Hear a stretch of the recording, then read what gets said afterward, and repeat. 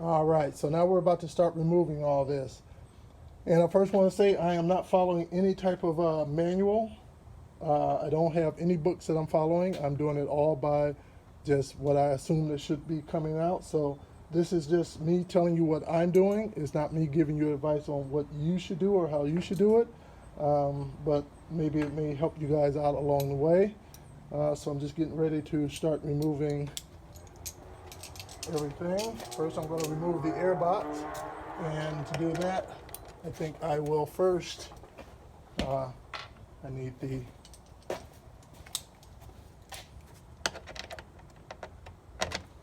of course, did I grab the wrong size? It's probably like a 6 or something then, hey? So I will get my open end, see? And this is how it is in real garages at home. You kind of just do it as you do it. But I'm going to start removing those. Some people know how to fast forward all this stuff when they're actually doing it, before they put it out on YouTube. But we'll see if I'm able to do any of that. So I'll try to cut out what I can and fast forward what I can, if I can. Otherwise, the entire long, tedious process will be there for you to watch. So, let me try to get an angle where you can actually see even better what I'm doing, which isn't actually the most difficult part of the process. So right now I'm just loosening up all the clamps so I can remove these hoses and also remove the air box as well. And I think I have those loose enough. And now what I'm going to do, I'm going to come over here to the air box, and there are some wires back here that I just have to lift up off the air box. I won't say wires, maybe tubes better. But I just gotta lift them up off of the air box before I actually remove the air box.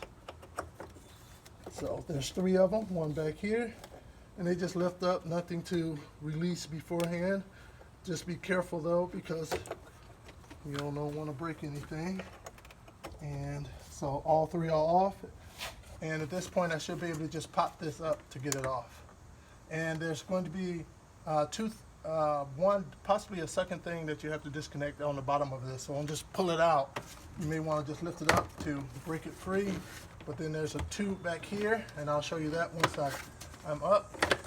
That has to be disconnected. You kind of just have to squeeze that to get it off. And you want to be careful because you don't want to have to buy any additional parts you don't have to. So that's off, and yep, that was it. I thought maybe there was one more thing, but I had to disconnect the tube that was connected right here, if you can see that. And that would have been this right here. So, and what you don't want to do, because I think some of these get pretty brittle and will crack. Mine look pretty good, and luckily I haven't cracked it or anything. So, now I'm going to remove the white pipe from over here. And again, these right here, you don't want to get any unnecessary breaks if you don't have to. So take your time. If you need to loosen them up a little bit more, do that.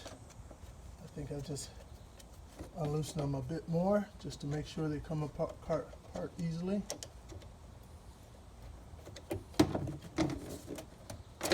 And there's one.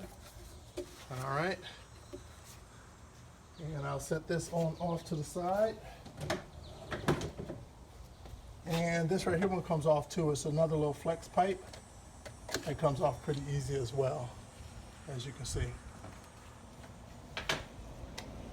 All right, so this is, I'll zoom in on that, get you a nice good look at that.